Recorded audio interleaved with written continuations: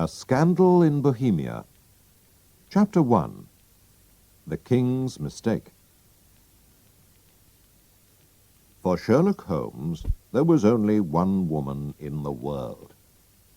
He did not love her because he never loved women.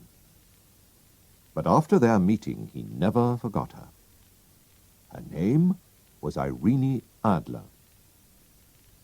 One night in March, I visited my old friend at his home in Baker Street. I was married by now, so I did not often see him. "Come in, Watson," he said. "Sit down. I'm happy to see you because I've got something to show you. What do you think of this?" It arrived in the last post.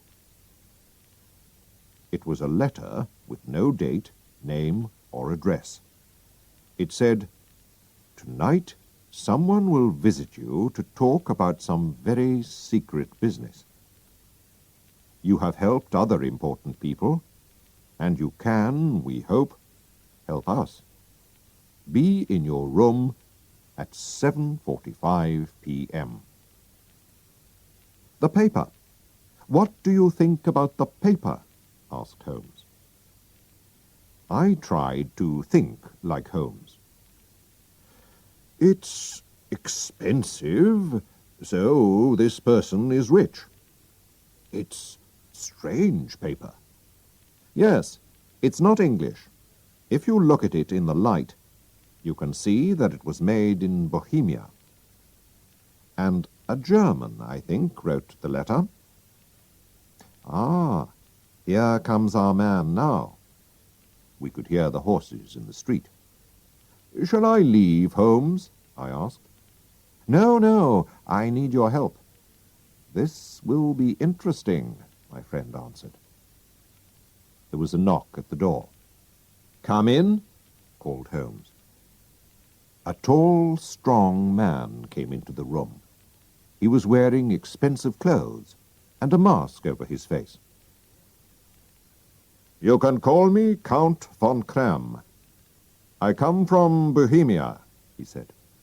"My business is most important. Before I tell you about it, do you agree to keep it a secret?" "I do," we said together. "A very important person who belongs to a royal family has sent me to ask for your help," he went on. "I wear a mask because nobody must know who that person is. I must explain how important this business is. If you cannot help, there will be difficulty and trouble for one of the most important families in Europe, and perhaps a very big scandal. I am talking about the famous House of Ormstein, kings of Bohemia." "I know, Your Majesty," said Holmes. He quietly smoked his cigarette. The man jumped up from his chair. "What?" he cried. "How do you know who I am?" Then he pulled the mask off his face and threw it on the ground. "You are right. Why do I hide it? I am the king. I am Wilhelm von Ormstein, king of Bohemia. I came to see you myself because I could not ask another person to tell my story. It must be a secret. You understand?" "Very well. Go on," said Holmes. He closed his eyes and listened. 5 years ago, I met a woman called Irene Adler. We... "Ah," said Holmes. "Irene Adler, born in 1850, singer, lives in London. A very beautiful woman, I hear." He looked at the king. "You and she... you loved her for a while, and then left her. But before you left her, you wrote her some letters, perhaps. And now you want to get these letters back." "That's right." "Did you marry her?" "No." If she asks you for money and shows you the letters, you can say that you didn't write them. But, Mr. Holmes, she also has my photograph. You can say that you didn't give her a photograph. We were both in the photograph. Oh, dear. That was a mistake, Your Majesty. I know.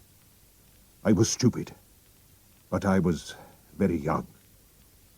You must get the photograph back. Can you steal it from her house? I have tried 5 times. But my men couldn't find it. What can I do? Holmes laughed. This is very interesting. What does she plan to do with the photograph?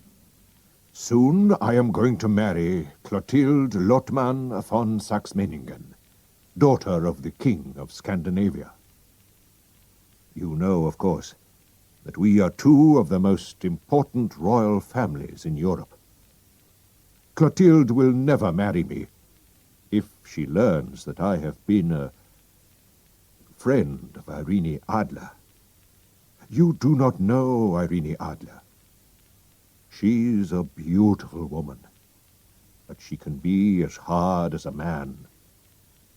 She was angry when I left her, and so she doesn't want me to marry another woman.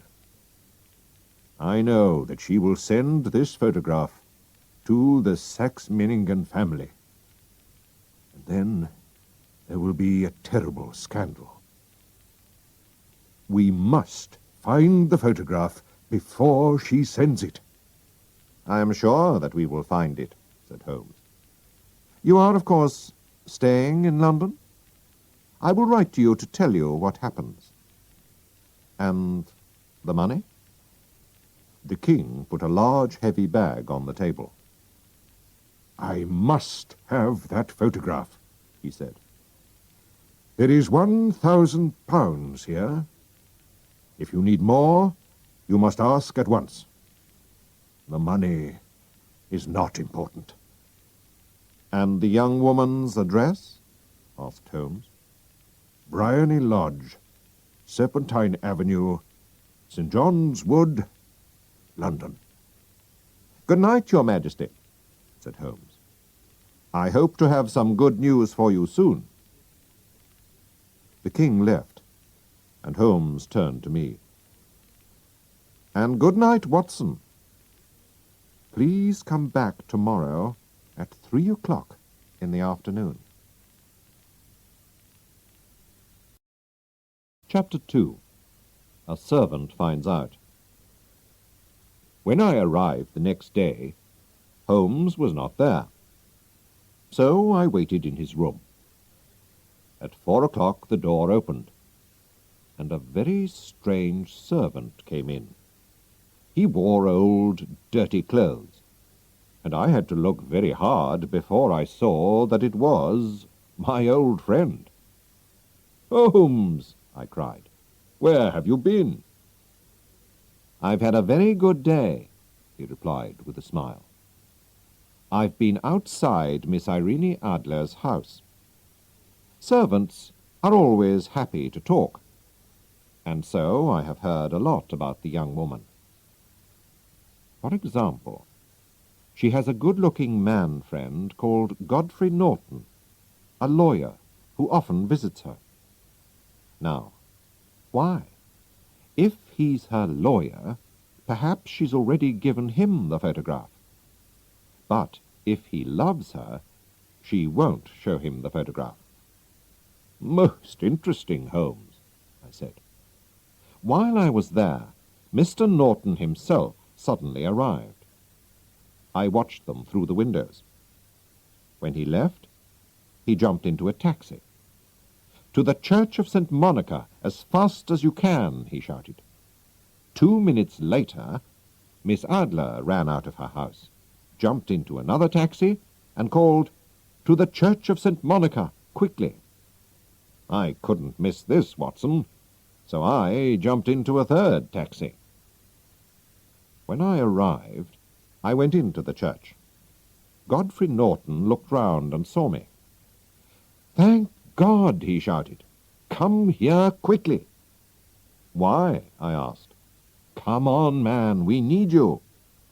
And so I helped Godfrey Norton to marry Irene Adler. They needed a witness, and a servant from the street was better than nobody. "So, she's married him. What shall we do now?" I asked. "Well, tonight, my dear Watson, I need your help. Will you do what I ask? Without questions?" "Of course, Holmes, if you think that it's important," I answered. Later, we'll go to Bryony Lodge. Irene Adler, or Irene Norton, will arrive home at 7 o'clock, and she will ask me to go into the house. You must wait outside near the sitting-room window, and when it opens, watch me inside. When I hold up my hand, throw this thing into the room and shout, 'Fire!'" I took the small thing out of his hand. "What is it, Holmes?" I asked. "It's a smoke stick. The room will very quickly be full of smoke. After that, wait for me at the corner of the street." "Right.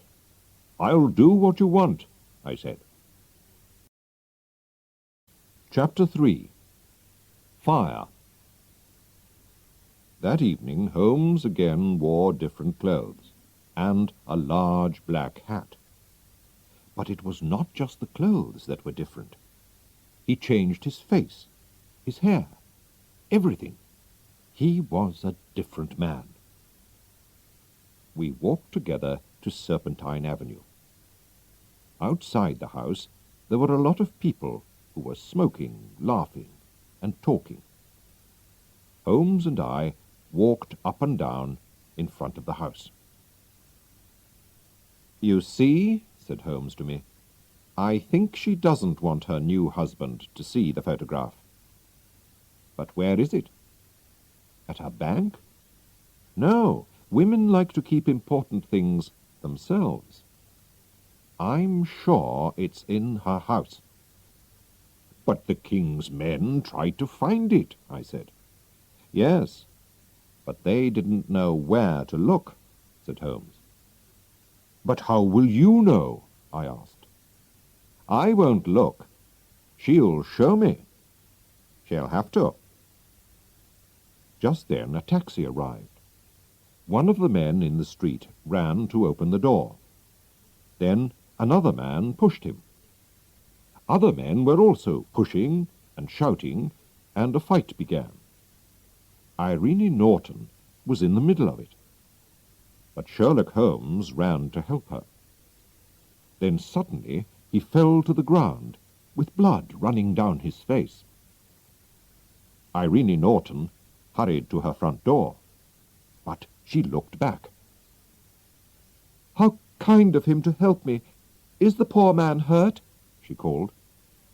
"He's dead," cried some voices. "No, he's only hurt," cried others. "Bring him into the sitting-room," she said. Some people carried Holmes into the house. I waited outside the window and watched. I saw how beautiful Irene Norton was. Then Holmes put up his hand, and I threw the smoke stick into the room. Immediately the people in the street and in the house all began to shout fire very loudly. The house was full of smoke. I walked away, and 10 minutes later Holmes came to meet me. "Well done, Watson," he said. "Have you got the photograph?" I asked. "I know where it is. She showed me," he answered. "But why did she show you?" "It's easy," he said, and laughed. "You saw all those people in the street? I paid them to help us. It wasn't a real fight, and the blood wasn't real. When people shout fire, a woman runs to the most important thing in her house, her baby, her gold, or a photograph. Mrs. Norton ran to find her photograph, which is in a cupboard in the sitting-room. I saw it, but I did not take it. Tomorrow we will go to her house with the king. We'll go very early before she gets up. The king himself can take the photograph from the cupboard, and then we'll go." While Holmes was talking, we were walking home to Baker Street.